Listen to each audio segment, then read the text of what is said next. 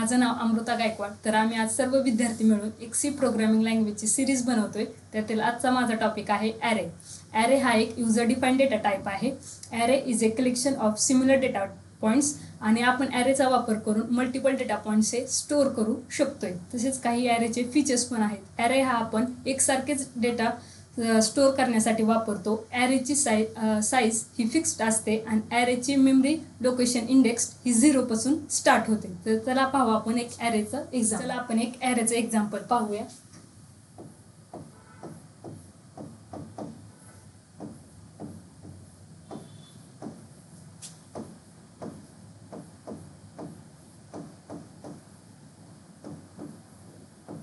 तर ही एक hashtag include standard input output header file आहे, जी आपण इनपुट आणि आउटपुट प्रोव्हाइड करण्यासाठी वापरली आहे। नंतर मेन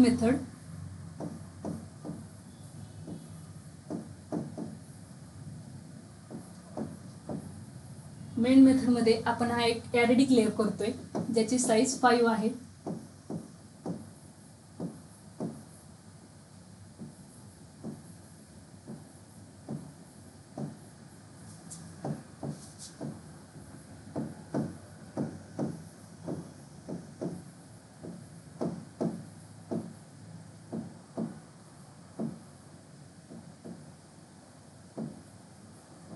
नंतर त्या ॲरेची आपण सम स्टोअर करण्यासाठी एक व्हेरिएबल इंट सम म्हणून घेतोय,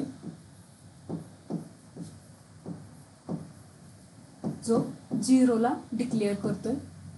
त्याच्यानंतर आपण एक फॉर लूप यूज करणार आहे। त्या नंबरचे आपल्याला सम कॅल्क्युलेट करण्यासाठी आय व्हेरिएबलवर वापरणार आहे।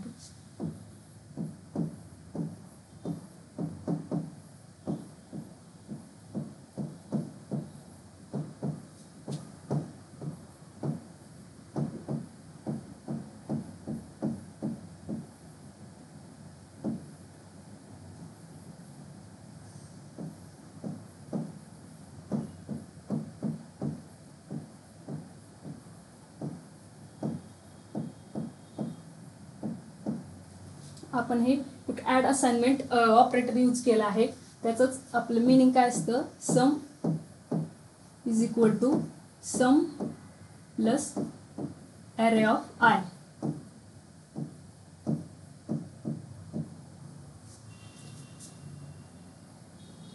नंतर आपण प्रिंटएफ हे एक फंक्शन यूज करणार आहे, जे आपल्याला व्हॅल्यूज प्रिंट करण्यासाठी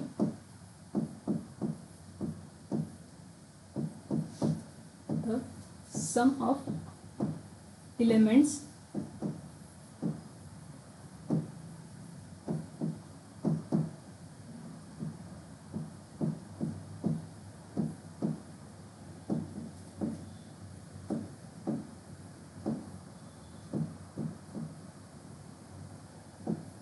नंतर आपलं आउटपुट प्रिंट होणार आहे आणि आउटपुट इज इक्वल टू आपलं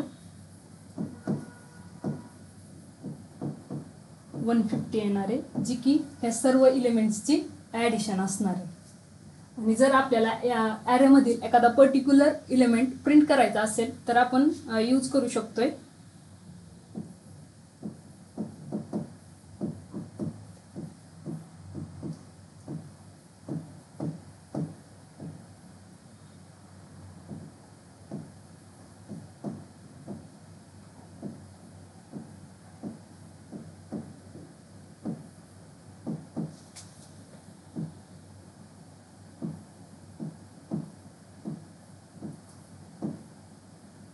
त्याची इंडेक्स आपण इथं प्रोव्हाइड करणार आहे।